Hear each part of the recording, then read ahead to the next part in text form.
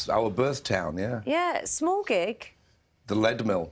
850 people. Yeah. How does the performance change, if at all? And how does it feel for you in terms of being different? It's like getting back on a bike. You know, I mean, we've been playing stadiums or the arenas for years and years and years, but we do occasionally do like a special show like this on little stages, and you never forget. In fact, in fairness, it's the early days you kind of remember the best because it's when you're first starting out, and it's what gives you your opportunity to become a band is playing small venues, which is why we're going back to the Lead Mill, and we're doing it, and all the net profits are all going to charity to help keep the Lead Mill alive. There's a campaign we've been involved with on social media for over a year now. You know, Save the Lead Mill, but it's not just the Lead Mill. It's from Aberdeen to Yeovil. There's clubs closing on a weekly basis. So, you know, it's the performance doesn't change. We just don't move around as much because there's really no space. Does the scrutiny feel?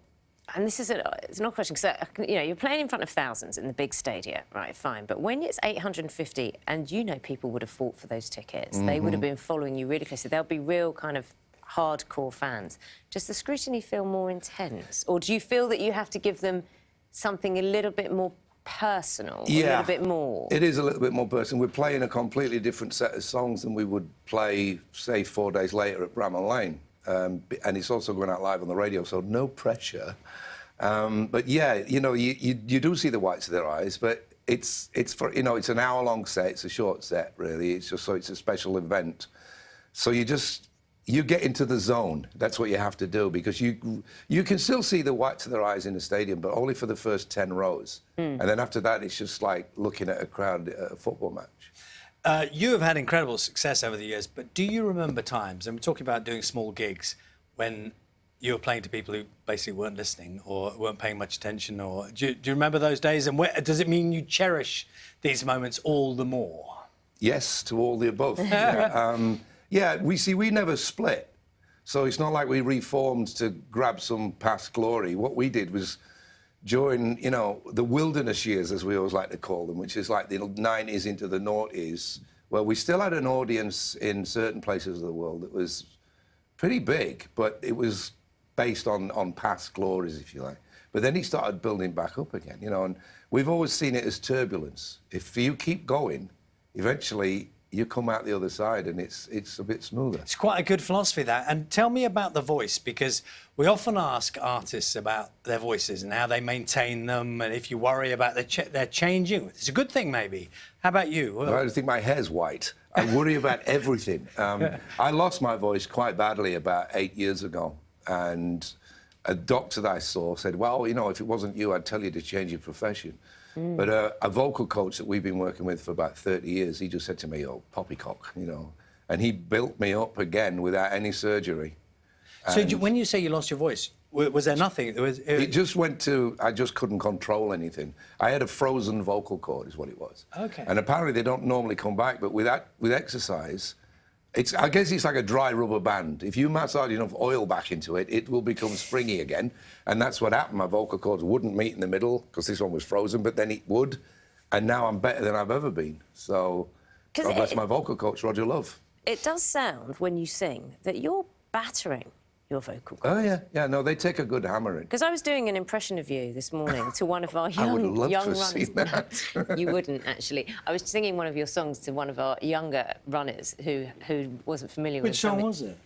It was Joe might like to know which song it was. Wouldn't you like to know? It was Animal. It was wow, Animal. Very good. It was Animal. But when I did it, I was like, oh, my throat's a bit sore now, because you really do give it a proper It's like battering. everything. You get used to it a certain way, but, you know, it's management of it, that's all. You know, listen, I don't do 3 shows in a row. Not anymore.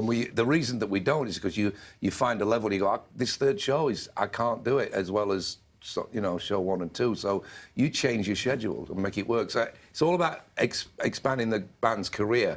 We can do the exactly same amount of shows, but you do them over a 15-year period rather than a 12. You'd still doing all the shows. And also expanding your reach, because Drastic Symphonies, I mean, yeah, you wouldn't naturally put Def Leppard with a full-blown orchestra. No, it wasn't something on our bucket list either, but during the pandemic, we managed to record a brand new album, Diamond Star Halos, which came out about a year ago, when we did it completely remotely from our homes on the east coast of America, from Sheffield and from Dublin, and glued it all together.